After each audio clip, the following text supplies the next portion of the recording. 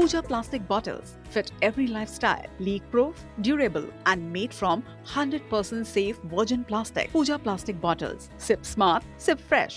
और इंदौर से खबर है, जहां रेलवे स्टेशन की पीट लाइन पर एक बड़ा हादसा हुआ है। यहां पर बफर स्टॉप से पैसेंजर ट्रेन का रैक टकरा गया।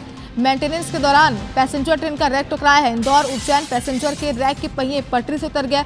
रिवर्स लेते समय डेड एंड से ये खाली रैक टकराया है। मुख्य ट्रेनों के संचालन पर इसका कोई असर नहीं पड़ा, ये एक राहत की बात। निहारिका हमारी सहयोगी हमारे साथ जुड़ गई। निहारिका, बताएं जरा इस पूरे मामले को। हालांकि एक राहत की बात है कि जो मुख्य ट्रेनें हैं वो प्रभावित नहीं हो रही हैं।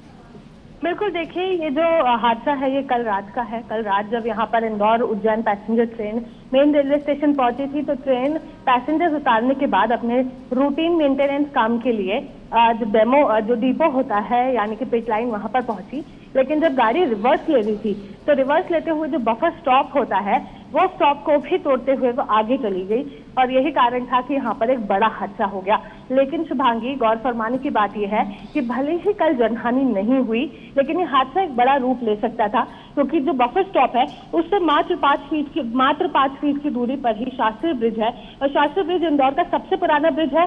हालत उसकी भी जर्जर है। कई बार उसके लिए भी टेंडर पास हो चुके कि नया ब्रिज बन जाए ताकि कोई जनहानि ना हो, किसी तरह की घटना ना हो। लेकिन कल अगर ये ट्रेन जाकर शास्त्री ब्रिज की दीवार से टकराती तो हादसा बहुत बड़ा और भयावह रूप ले सकता था।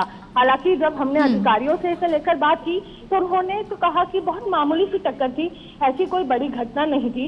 लेकिन ये घटना बड़ी हो सकती थी और कल की घटना भी बेहद बड़ी थी, क्योंकि जो ट्रेन थी वो पटरी से तो ऑलरेडी उतर चुकी थी। अब सवाल ये खड़ा होता है क्या लोको पायलट को यहाँ पर जो स्पीड थी और जगह थी, जो डिस्टेंस था, क्या उसका अंदाजा नहीं था? अगर अधिकारी कह रहे हैं कि कोई बड़ी घटना नहीं थी तो देर रात तक फिर इन्होंने मेंटेनेंस काम क्यों चलाया? अगर इस तरह की स्थिति थी तो ये कार्य पहले हो सकते थे। लेकिन ये जो घटना कल हुई ये बहुत बड़ा और भयावह रूप ले सकती थी। गनीमत रही कल किसी तरह की जनहानि नहीं हुई। जी बिल्कुल निहारिका, ओवरऑल इस पूरे हादसे को अगर हम देखें तो किसी प्रकार की जनहानि नहीं हुई है, ये एक सबसे बड़ी राहत की बात है। फिलहाल बहुत शुक्रिया इस पूरे हादसे को समझाने के लिए।